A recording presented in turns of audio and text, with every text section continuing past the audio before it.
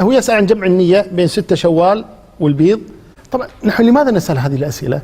نبي الأجر. يعني أقول أنا مثلا إيش، لما أجمعها بيض وشوال أجري أكثر، لما ما أجمعها خليها بس بيض أو بس شوال أجري أقل. صيام البيض معناها بالضبط أن النبي صلى الله عليه وسلم في حديث أبي هريرة وحديث أبي ذر أن النبي أوصاهما بصيام 3 أيام من كل شهر. فهنا الذي يصوم 6 من شوال أليس صام 3 أيام من الشهر وأكثر؟ فإذا لماذا جمع النية؟ أنت الأجر أخذته كاملا، فما في داعي أنك تقول هذا هي البيض وهي 6 من شوال، خاصة 6 من شوال ذهب كثير من أهل العلم يستحب أن تكون بعد رمضان مباشرة، يعني بعد العيد مباشرة يصوم معناته قبل البيض.